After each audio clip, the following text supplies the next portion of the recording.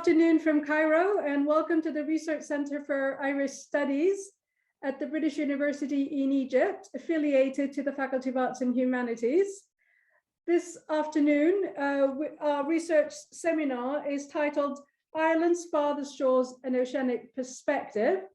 Our guest scholars are Professor Malcolm Campbell and our guest moderator, Associate Professor Timothy McMahon. I'll start first by introducing our moderator, Associate Professor Timothy McMahon, and then I will leave the floor to him to introduce our guest scholar, Professor Malcolm Campbell, and the research seminar.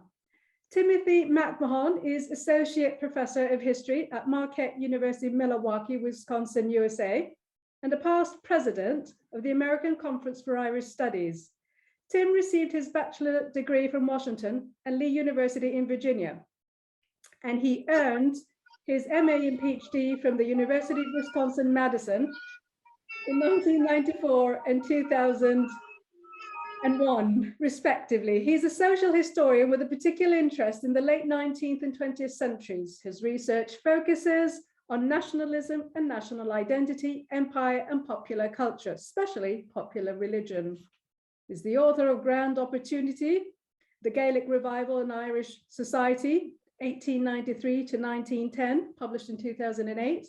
He's also editor of Padraig of Fahi's War of Independence, Recollections of Galway Gaelic Liga, published in 2000, and co-editor of Ireland in an Imperial World, Citizenship, Opportunism, and Subversion, published in 2017.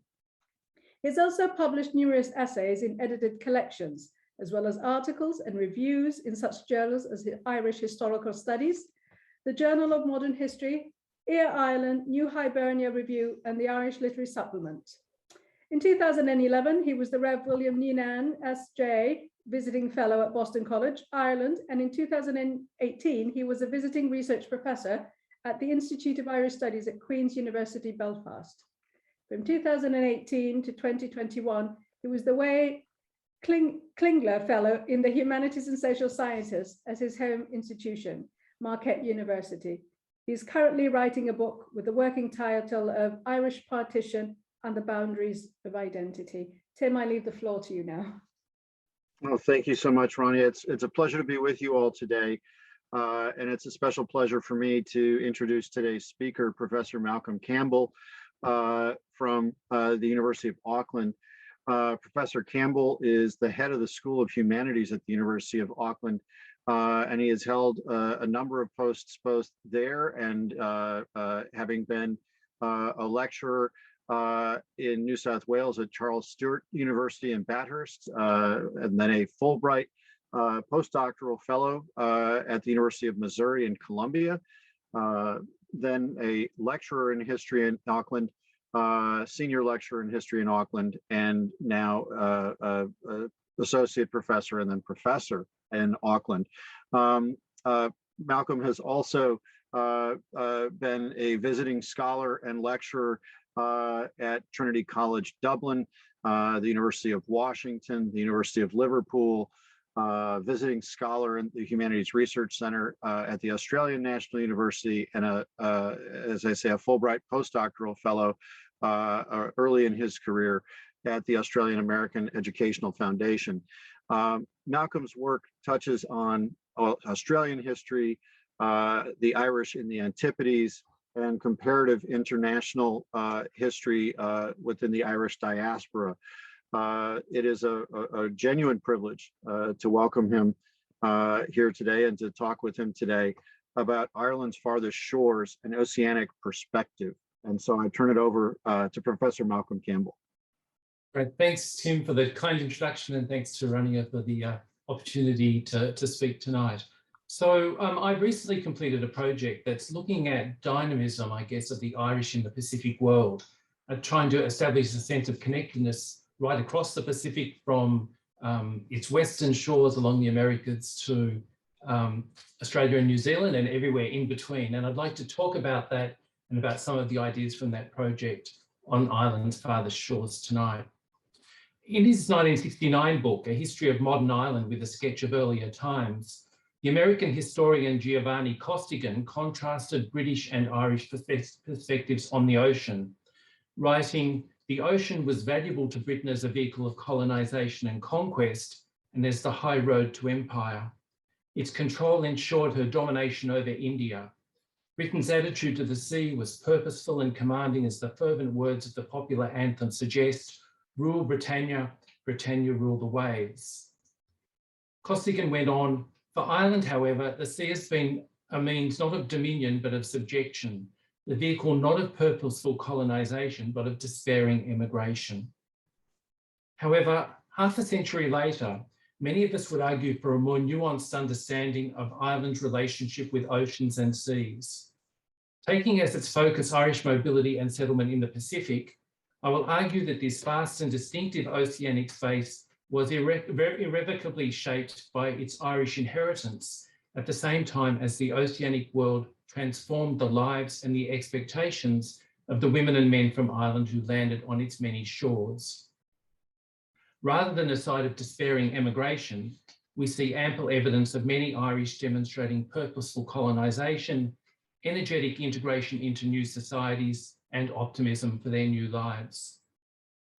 First, it might be useful to say something about the concept of the Pacific world. Even more than in the case of the Atlantic Ocean, historians have grappled with the meaning, the duration, and the utility of the concept of the Pacific world. Historian Arif Derlich wrote that when considering what constitutes the Pacific, it's necessary to decide who's Pacific and when. As he contended, in a fundamental sense, there is no Pacific region that is an objective given, but only a competing sense of ideational constructs. Western scholarship has played no small part in defining and ascribing meaning to the Pacific and its peoples. However, we need to be attuned to the myopia of Eurocentrism. Pacific scholars have highlighted the mobility and connectedness of peoples throughout the oceanic space in the centuries prior to the arrival of European ships. Moreover, as the work of Andre Gunter Frank and others in recent decades have demonstrated, Western historians have also failed to acknowledge East Asia's place in the pre-modern global economy. This has contributed to a partial and incomplete understanding of the Pacific world. The temporal scope of the Pacific world has also been questioned. Voyaging and trading in this oceanic space long preceded its discovery by Ferdinand Magellan. In fact, while people resident on the islands of the Pacific or on its Asian coastal fringes long participated in maritime exchanges, several centuries of European seafaring post-Magellan generated little wake to wash up upon its shores. That situation was transformed from the late 18th century, when the intensification of European shipping expanded the movement of people and goods and ideas across the broad oceanic space. As Katrina Gulliver argued, this escalation of activity initiated a period of a little over 150 years, from around the 1770s to World War II, in which a coherent Pacific world can be identified. For Gulliver, this Pacific world era is characterised by a philosophical and cultural consciousness of the Pacific as demonstrated by trade, cultural connections, and deliberate international affiliation based on a sense of identity shared through Pacific location. It's in these years that Irish emigration to these farthest shores reached its peak. So for me, the oceanic world that constituted Ireland's farthest shores is not a fixed or a permanent place. Like most spatial constructions, it stakes a partial claim to coherence on the basis of physical geography, but owes much to the inventiveness of the historical imagination. Over the passage of time, the fragments of land and waterways that constitute this Pacific world adhered to each other with varying degrees of strength and durability. South Asia bonded meaningfully with the Pacific world in the late 18th and early 19th centuries, but always shared closer connections with other regions and identities, especially those of the Indian Ocean world. The Americas, too, have shifted focus from time to time, more on the most part decidedly locked into the Atlantic world, but at other moments choosing to embrace a Pacific identity more wholeheartedly. Changes in economic and political relationships have seen states forge Pacific links more or less strongly, while human connections and exchanges across the ocean have ebbed and flowed in intensity, just like its tides. Historian Matt Matsuda evoked such a fluid conception of this oceanic world when he defined the Pacific as a multiple sites of translocalism, the specific places linked where direct engagements took place and were tied to histories dependent on the ocean. So what about the Irish in this Pacific space? Ireland's connections with the Pacific world are long-standing. Irishmen numbered among the crews that crossed the Pacific Ocean in the decades that followed Ferdinand Magellan's entry into the Atlantic Ocean through the strait that bears his name in November 1520. Evidence is fragmentary, but suggestive of their presence. For example, in December 1709, Edward Cook, in his journal kept aboard the Englishman Woodes Rogers' private expedition to seize Spanish galleons on the Manila Acapulco run, wrote that privateers had successfully raided and taken command of a small Spanish frigate before they encountered its companion ship, much larger and better armed. This second Spanish vessel proved too much of a challenge for Rogers' 3 ships. And the quote was, "To give the enemy their due, they defended themselves very well, but we might as well fought a castle of 50 guns as this ship, which had about 40, and as some of the prisoners told us, 600 men, whereof 150 were Europeans, many of them English and Irish, some of which had been formerly pirates." In addition to those traversing the ocean, other Irish arrived on the eastern shores of the Pacific Ocean as the Spanish Empire extended its reach across the Americas. The Irish also arrived in the oceanic world from the west via India. In 1601, the East India Company's charter laid claim to all the world beyond the Cape of Bona Esperanza to the Straits of Magellan, where any trade or traffic or merchandise may be used or had. A significant body of historical scholarship attests to the Irish contribution to the East India Company and subsequently to Britain's control of its imperial jewel. From the late 18th century, Irish navigators and adventurers figured among those who used India as their springboard for exploration of the Pacific Northwest and the development of the fur trade. One was James Mackey, a surgeon or medically trained soldier who sailed on the Captain Cook in 1785 for Nootka Sound on a mission to secure sought-after pelts. According to some accounts, Mackey was taken ill during the voyage and left behind when his ship commenced its return, his instructions being to learn the local languages, develop trade with local tribes, assemble an inventory of furs, and allow his health to mend in the months until his shipmates return to restock their holds. Competitors complained about his transgression of the barrier between the European and Indigenous worlds, writing that he had joined with the natives after the departure of his crewmates.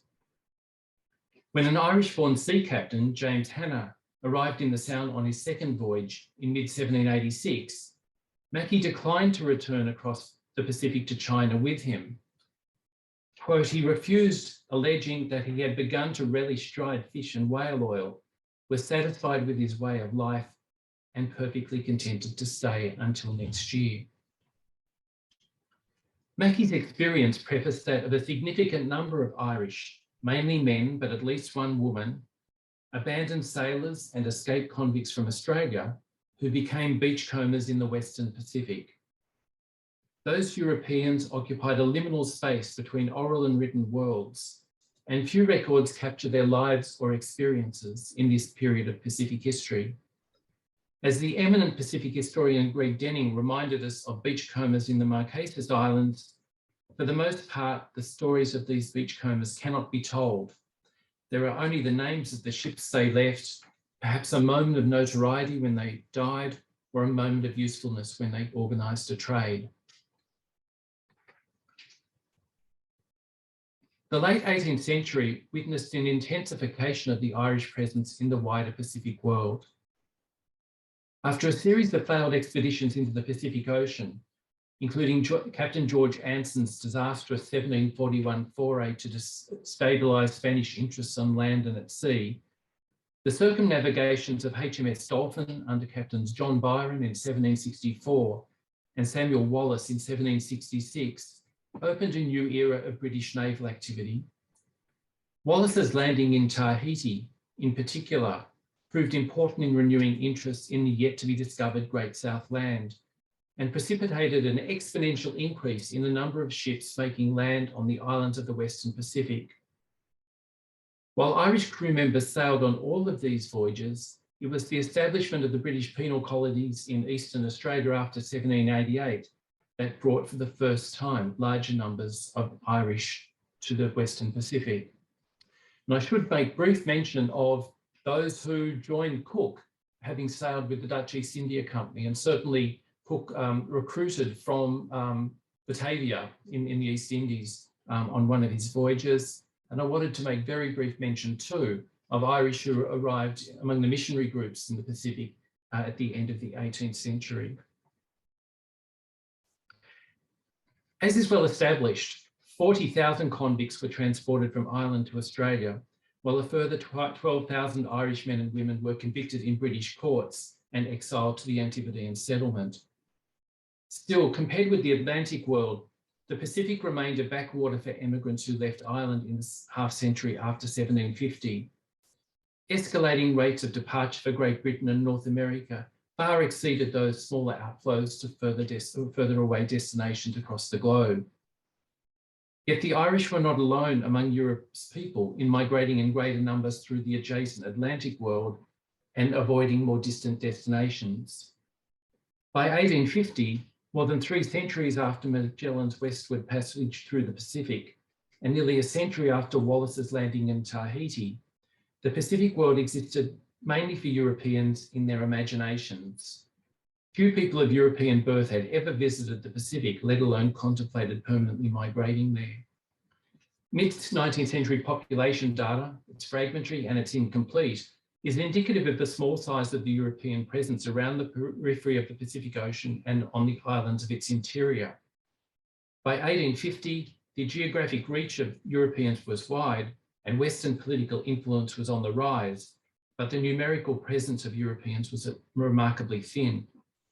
My best estimate is that those of Irish birth constituted somewhere between 40 and 50,000 people among the total European population present within the oceanic space at mid-century, with the densest concentration in the British colonies of Australasia. Now, all of that changed from mid-century, fueled by the discovery of gold in California and Eastern Australia. Within a decade, dynamic population increases, greater mobility within the oceanic space, and new economic activity interlaced the Pacific Ocean. New arrivals from Ireland came in unprecedented numbers, while those already present lived through rapid and astonishing change. Samuel Sinclair, who was born in Six Towns, County Derry, journeyed across the United States to San Francisco, where he opened a grocery store. In 1854, he described his inventory, replete with produce from the fast-changing oceanic world. Our potatoes came from Sydney, our flour, bran, short beans, walnuts, raisins, and green apples from Valparaiso. Our meat, sugar, preserved eggs, live pigs, and live poultry came from China. Oranges and coconuts from Tahiti. A few ripe Mission grapes from Los Angeles wine. In the Western Pacific, new Irish immigrants entered societies in the midst of this transformation. Riding on the back of extensive agricultural exports and heavy government expenditure on infrastructure, the Australian colonies and New Zealand experienced rapid population and economic growth in the decades after their gold rushes. The Australian colonies' population rose more than sevenfold between 1851 and 1891, while New Zealand's population rose 22-fold between 1851 and 1886, from 26,000 to 580,000. As New Zealand historian James Bellich put it, these Tasmanian colonies could reasonably look forward to an American-sized future. Manufacturing became an increasingly important segment of the economy in these decades, and urbanisation in Eastern Australia reached levels that attracted international attention. If the continent's convict origins marked an inauspicious start, By the 1880s, its inhabitants and their New Zealand neighbours enjoyed perhaps the highest standard of living anywhere in the world. The Irish presence wasn't confined to the Pacific's eastern and western shores. Expatriate populations were found in East Asia, while small numbers of Irish took to the island groups of the Pacific. For example, the 1900 census recorded 225 Irish-born residents in Hawaii, a very small fraction of the population. In the following year, Fiji's European population was about 2,500, comprised principally of Fijian-born, 846, and Australian-born residents. Its 1901 census recorded 382 natives of England, 187 Scots, and a population of 101 Irish-born men and women. When Michael Davitt arrived in Samoa in December 1895, he met local Irish admirers, including Pat O'Ryan, the harbour pilot at Apia. Davitt wrote, "He's been there for a long time, had a roving career, was a dozen years in China, staunch home ruler." There was also the young son of a Dublin University professor on a voyage for his health among the islands. "Says he likes Samoa very much," Davitt wrote. "Told me a chief had given him a daughter to marry a la Samoan, I suppose, and waxed eloquent over her charms." Everywhere Davitt stepped ashore, he met compatriots. How did Irish immigrants experience this Pacific world? There is, of course, no single answer to the question, and the range of individual and family experiences was almost as wide as the world's largest ocean.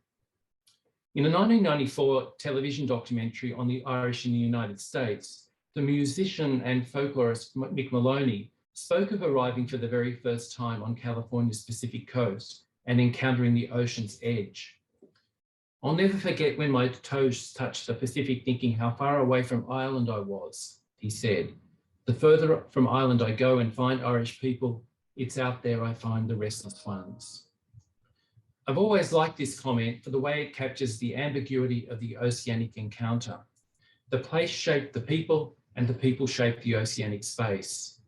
Rather than experience the water tentatively or with sorrow, the weight of historical evidence suggests Ireland's farthest shores were places that newcomers from Ireland embraced with a restless energy and a sense of optimism for their future. And on the interior and perimeter of the ocean, on the islands, the beaches, and in the hinterlands, the immigrant Irish brought experiences and aspirations that proved transformative of the new societies that they entered. This capacity to transform and be transformed is evident across a wide range of historical experiences. During the second half of the 19th century, Irish nationalism proved important in the lives of Irish men and women across the oceanic space, maintaining connections with home, becoming the subject of negotiation with their new neighbours, and in time shaping the views of political leaders with consideration of their possibilities for Ireland's future. Religion, too, proved central to the lives and relationships of most Roman Catholics and Protestant Irish immigrants through the Pacific world. From the late 18th century to the 20th century, it evoked controversy and forced political debates and accommodations in these host societies. In addition to its role in national settings, trans-Pacific religious networks and exchanges of news gave substance to the immigrants' identities within this oceanic space. One particular and long-standing effect of the Irish presence in the Pacific world proved to be the introduction of a level of agitation and dissent, particularly in the Anglo-world societies on the eastern and western shores. Rarely were Irish women and men who arrived on the American West Coast or in Australia or New Zealand described as silent or lacking in opinions. The Irish convict poet Francis McNamara, transported to Sydney in 1832 and known colloquially as Frank the Poet, wrote the following epigram: "My name is Frank McNamara, a native of Cashel, County Tipperary, sworn to be a tyrant's foe, and while I live, I'll crow." From the commencement of the forced Irish migration to the Australian penal colonies at the end of the 18th century, the English authorities anticipated obstruction, radicalism, and dissent from Irish convicts, and the new arrivals didn't disappoint these expectations. McNamara, a confirmed recidivist who experienced multiple floggings and periods of solitary confinement, knew very well how to antagonise his colonial masters. An early signal was the convict uprising of 1804, though in subsequent decades this tendency was evident right across Ireland's farthest shores. Irish newcomers in San Francisco, including arrivals from Australia, attracted the close attention of the committees of vigilance, while their compatriots in Australia aroused concern in the early 1850s for their role in goldfields protests. Subsequent controversies over land alienation and distribution, the introduction of measures to assert political rights and to demand democratic representation, labour activism and later international socialism all featured the extensive involvement of Irish women and men. As the 19th century wore on, these agendas were increasingly advanced within a more integrated oceanic world, often by individuals who lived highly mobile lives. An exemplar is the career of Patrick Joseph Lynch, who was born in County Meath on the 24th of May, 1867. Raised on a 17-acre farm, he attended the local primary school, followed by the Ballyborough Model School. By the time Patrick Lynch finished school, 3 of his 4 brothers had emigrated to the United States, with the youngest, Michael, resident in Los Angeles. Like tens of thousands of other Irishmen and women of his generation, he packed his bag and joined his siblings across the Atlantic. Lynch didn't remain long in the United States. He joined the Knights of Labour, perhaps in San Francisco, for it was from there that he embarked by steamer for Queensland, Australia in late 1885 or early 1886. His introduction to Australia was arduous. He worked on the first railroad construction between remote Charleville in northern Queensland, and then tried his hand on the northern goldfields. Next, Lynch went to Darwin, the diverse port on the edge of Asia, where he signed on as a ship's stoker, becoming part of the understudied population of Irish seafarers who traversed the largest ocean. Lynch spent 7 years at sea, which included work for companies with extensive connections to the Pacific Islands, although his travels also included return voyages to Ireland and the United States. He then spent time as an employee of the Colonial Sugar Refining Company on a plantation in Fiji, before returning to Australia and crossing the continent to the goldfields of Western Australia.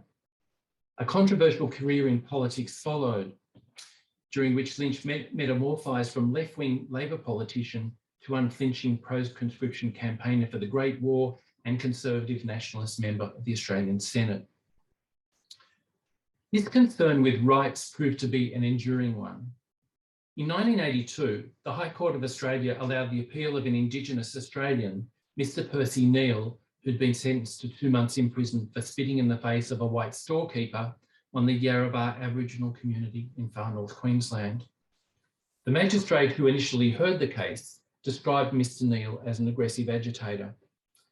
In sentencing Mr. Neal for assault, the magistrate had stated that the population on the reserve lived a happy life, and it's only the likes of you who push this attitude of hatred to white authority and that upset the harmonious running of these communities.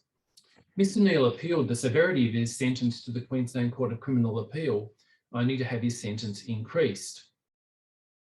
In a final appeal to Australia's highest court, all 4 judges who heard the case allowed Mr. Neal's appeal. 2 of the justices were of Irish descent, Gerard Brennan, later Chief Justice of the High Court of Australia, and Lionel Murphy, a former Attorney General of the reformist Whitlam government.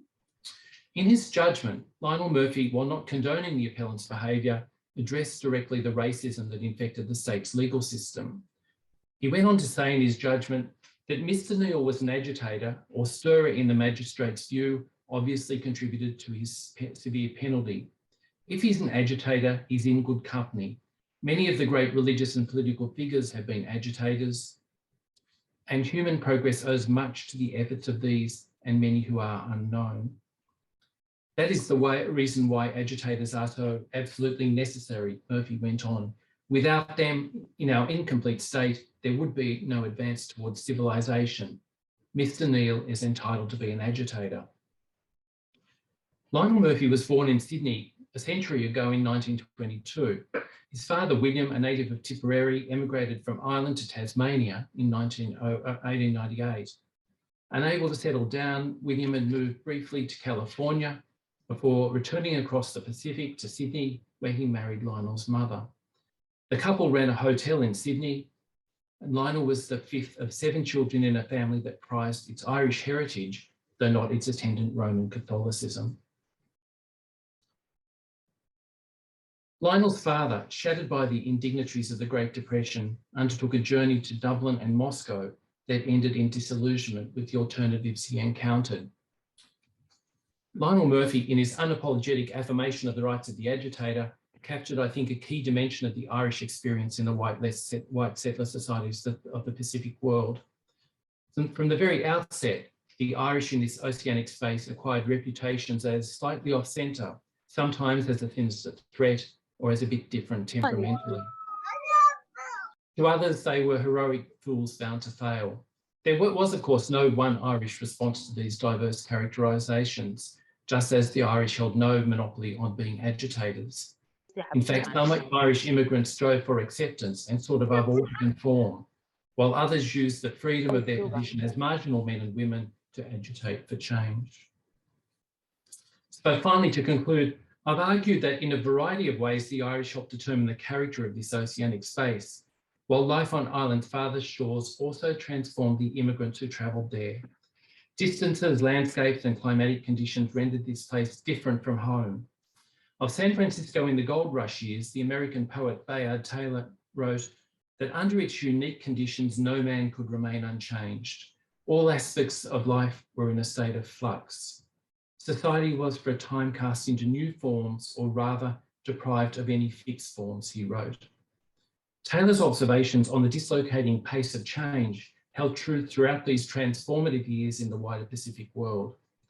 Experiences of living, whether as beachcombers on the foreshores of the Pacific Islands, convicts in penal settlements, diggers on the scattered mid-century goldfields, professionals employed in the transformation of Asian industry, or factory workers in the large modern cities of the Pacific's late 19th century frontier, demanded accommodation, not least the experience of living closely side by side with men and women of different backgrounds, religions and languages.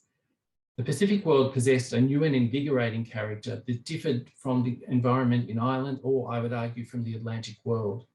It required of its residents a sense of engagement and a willingness for adventure in a world that was in furious motion towards an uncharted future. Contrary to Giovanni Costigan's proposition on the role of the sea, this Pacific oceanic space proved to be more a place of energy and optimism. Malcolm, that was absolutely brilliant. Thank you so much. There is so much to talk about in this paper, and I'm delighted our host has just let me know that we have a few more minutes so that we can explore these ideas a bit. Let me just ask Professor Khalil, can we take some questions then also in the chat? I can start things off. Yes, if you'd like to take some questions, if you'd like to ask questions, and yep. I'm happy to let you know we managed to buy time, so we can have a lengthy discussion. Thank you, thank you. So much in here. Let me, if I could just begin with one of the questions that occurred to me is you give us a marker at 1850. With an estimate of roughly 40 to 50,000 Irish among the European settlers in the Pacific. Can you give a sense of just the broader European population there at that point, so we can get an idea of how the Irish fit in there relative to the rest of the European population? Sure. So it varies depending on location. If we were to look at Australia and New Zealand, I mean, it's a really significant proportion of the population on the western side of the Pacific. So in the period leading up to 1850, the Irish-born constitute somewhere between 25–30% of the population, I think, and that doesn't take into account the children born of the first Irish convicts who arrived in Australia. So it's a very substantial population, and New Zealand also has a significant population based around, which includes numbers of Irish in the British Army who took their pensions and remained in New Zealand. So, and that's, I guess, a significant feature through the colonial period in New Zealand. In California, the Irish population isn't the same percentage at that time. If we were to move to South America, it's a much smaller population. And the expatriate populations in India and East Asia are very small. So I'd have to work out the percentage, and I have done that. I haven't got it with me. But it's the overall European population is not as large as we might imagine at that time. I frankly am struck that it's that many, to be perfectly honest.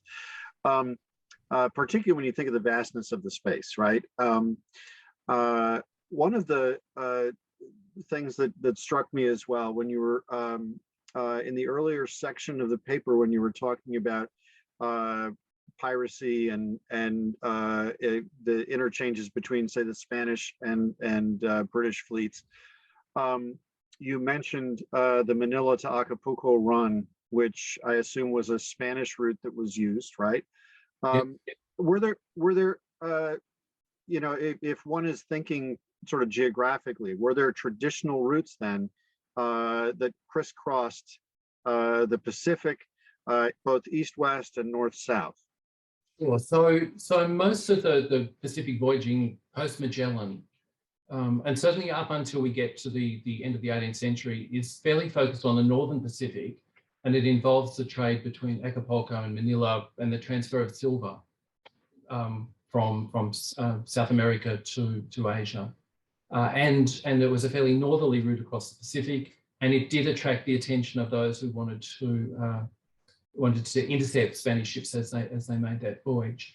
It's only later, towards the end of the 18th century, that a more southerly route is successfully crossed, and there's a number of reasons for that. One was the difficulty of estimating longitude, and it takes time for that development. And the Royal Navy at the time of Wallis's voyage to Tahiti is really a Royal Navy in a stage of development with superior ships and an increasing ability to deal with some of the navigational problems that had hindered developments before. Right. And the Royal Navy at the time that also has an increasing Irish contingent within it. You know, it's when we get to the end of the 18th century, there's more and more recruitment of the Irish to sail in the Royal Navy, and they're participants on Wallis's voyage and also on Cook's voyage. So there's Irish Marines, for example, when Wallis first arrives in Tahiti. And one attracts notoriety in the written accounts of the time for his engagement with the local population. So, I mean, this is something also, I guess, to double back to my earlier question on relative population. If we think only of if you will, the contributions from Britain and Ireland themselves, if one thinks of those islands together, that's actually an overrepresentation in the European population, the British and Irish populations, as compared to the UK, right, or what would become the UK. You mentioned a figure around 25%. I mean, I think the Irish, in the mid-19th century, were roughly 12 to 15% of the UK population. So that's a significant representation. Sure, and there are places of even more intense Irish concentration within the colonial landscape in Australia. So, and you know, if we went back to the 1830s and 1840s, it's very marked, and I think casts are has a particular effect on Australian life and culture, I think. Yeah. I love this concept of the beachcombers too. Sure. Right. And I can appreciate you were talking about the limits on what we can figure out, just be limited sourcing and so forth. But it is striking to me how many of them seem to show up in accounts as people are visiting various islands. It's absolutely true. And I think we're talking overall about modest numbers of people, but I would have thought, based on my reading of the evidence, that the Irish are overrepresented among this group. So when the first group of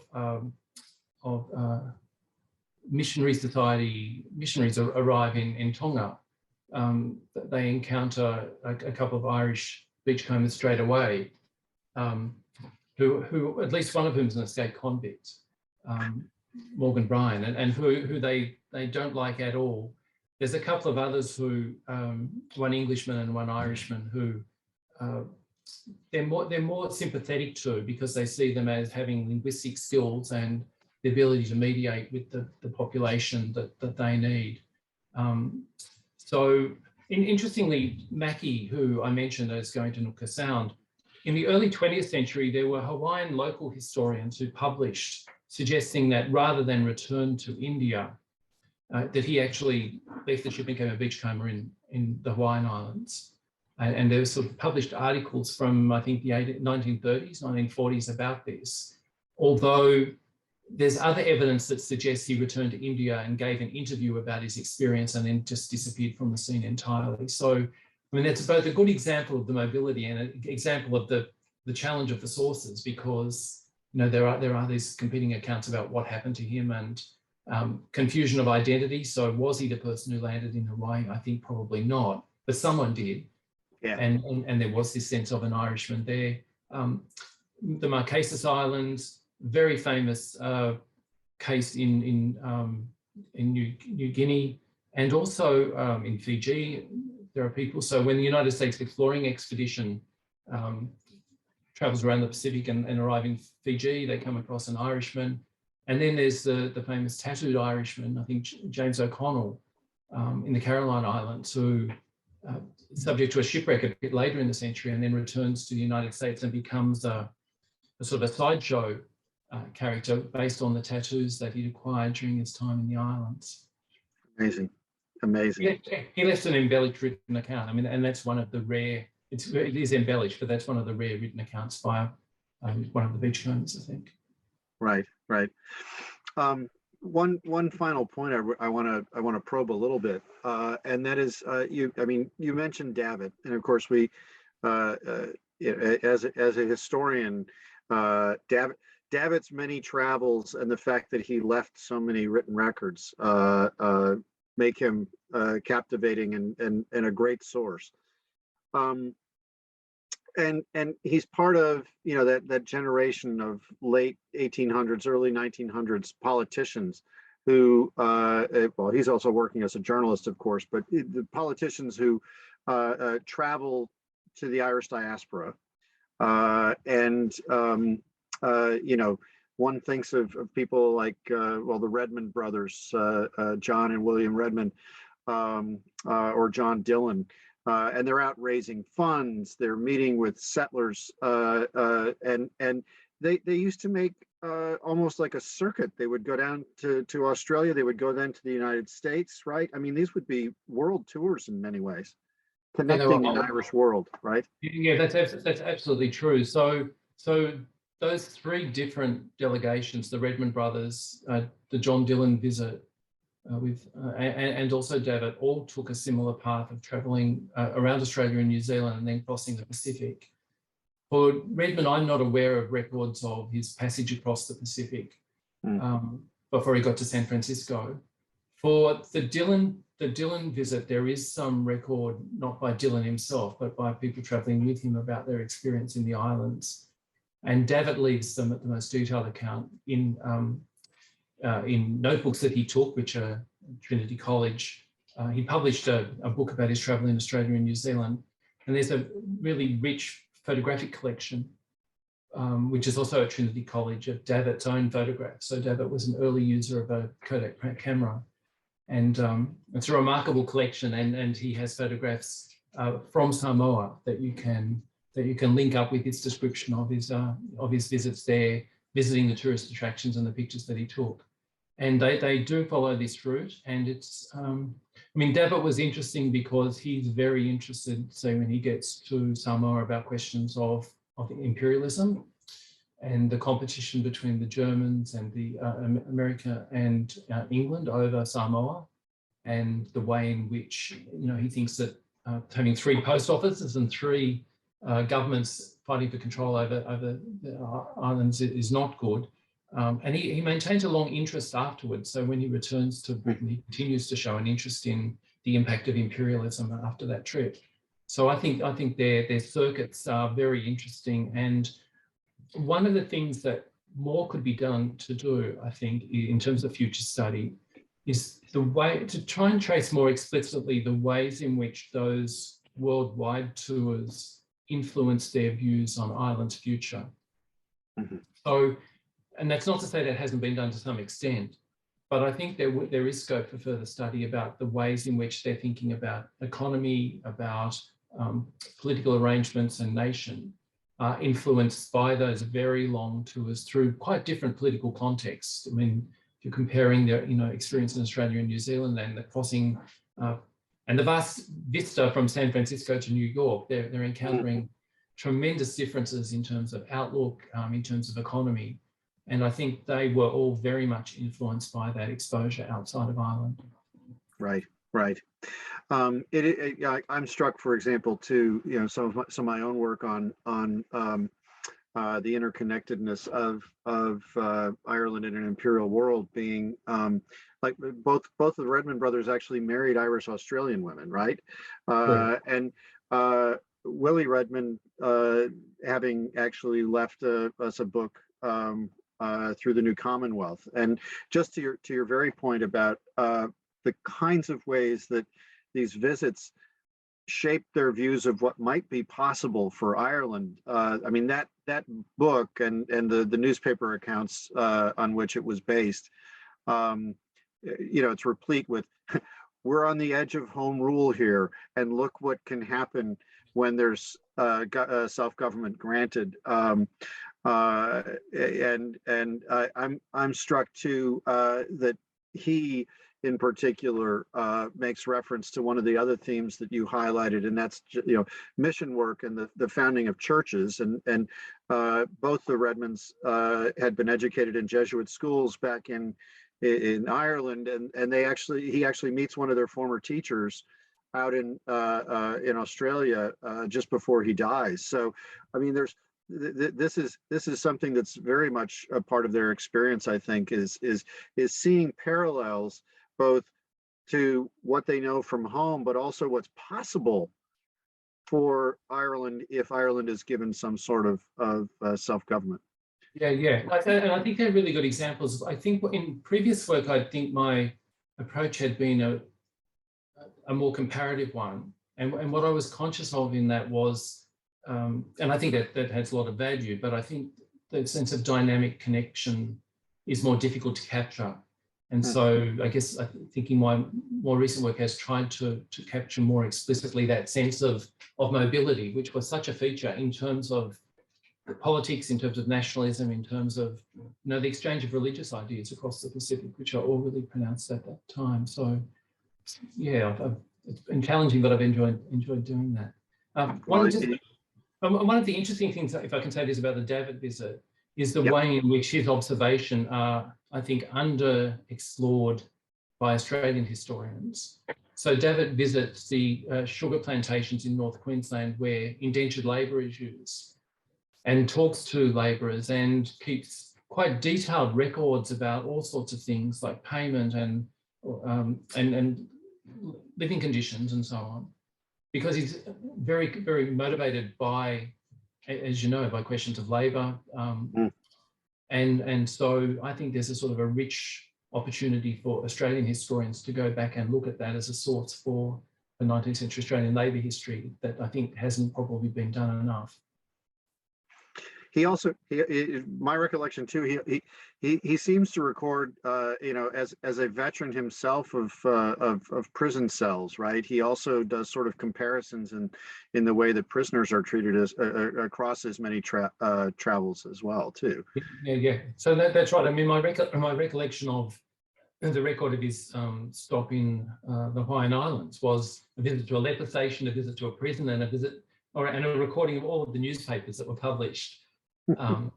And then they were his principal interests, and this was very much for him an opportunity to pursue things that were of most interest to him. It was much more a writing and lecturing tour than driven partly by financial need at the time, I think. And certainly politics is inescapable, and the audience expectation is very high for David to engage in politics with them.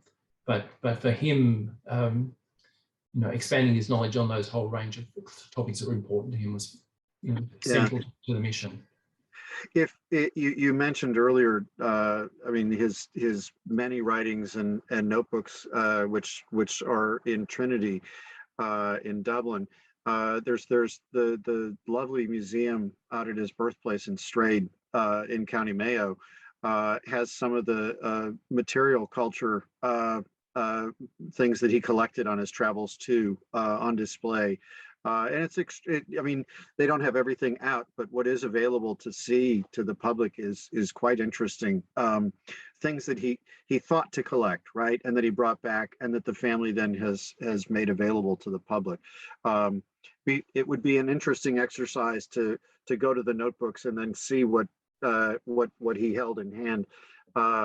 As just thinking of it from the standpoint of both tourist and interested observer, how any of us does, but somebody as well traveled as David. That sounds like a great challenge for my next research, Leeds. I'd be really interested in doing that. Yeah.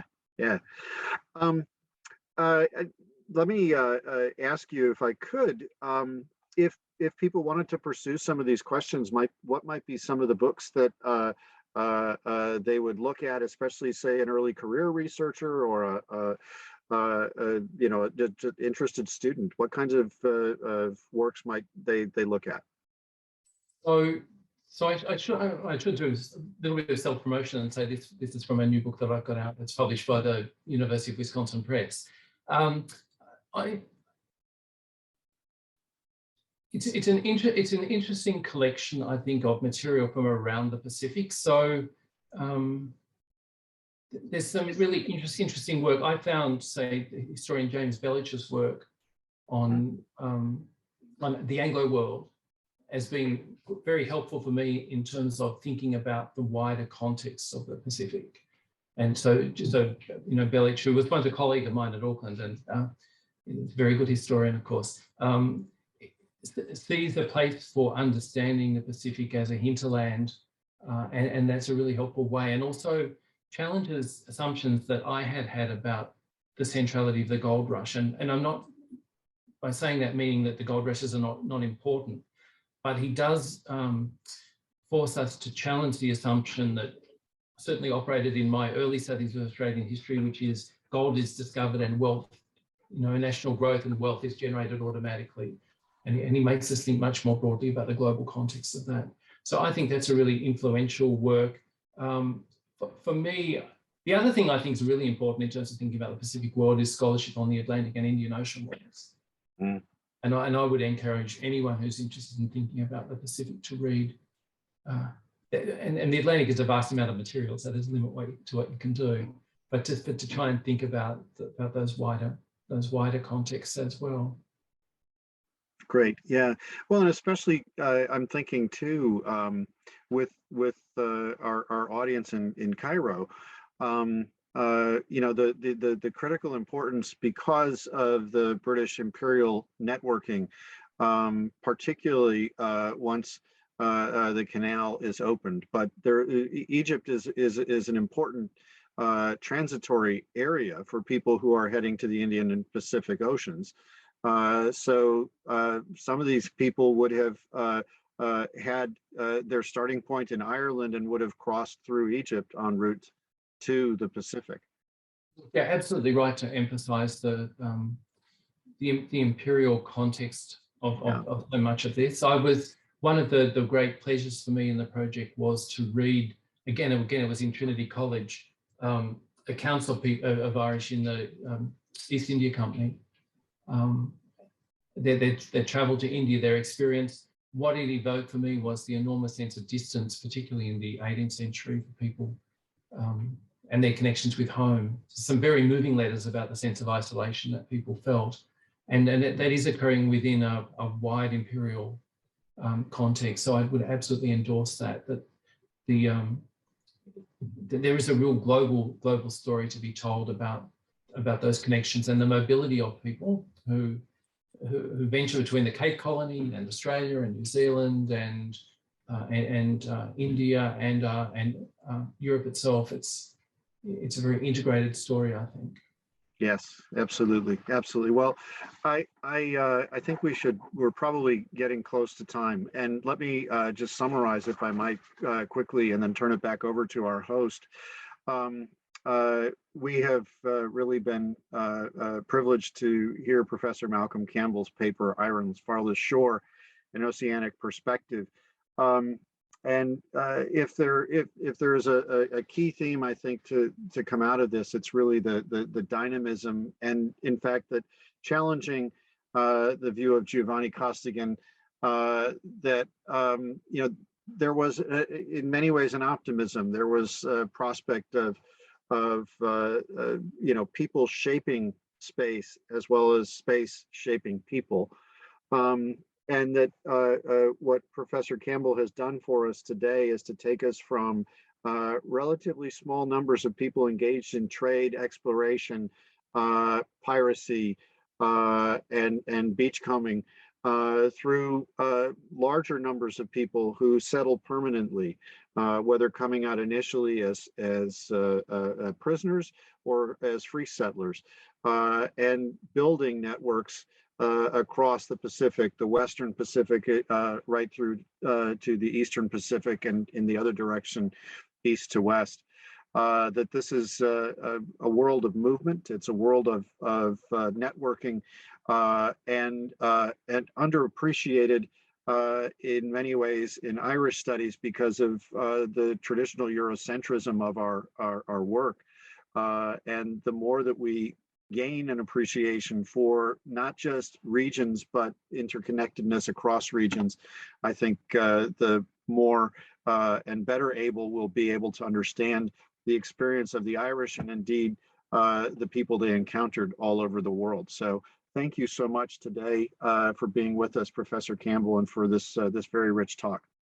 Great privilege, Tim. Thank you so much, and to Rania too. Really enjoyed it. Thank you, Professor Malcolm Campbell, for accepting the invitation to be our guest scholar. And thank you, Professor Timothy McMahon, for being our guest moderator. I'd also like to thank our participants and attendees who made the time to join us this afternoon from the British University, Cairo University, and our another colleague, Amina Zain, Professor Evan Mazhar, Simon Clark. Our very best wishes to everyone from the Research Center for Irish Studies, Faculty of Arts and Humanities, the British University in Egypt. And we hope we see you in future research seminars. Thank you very much for your time.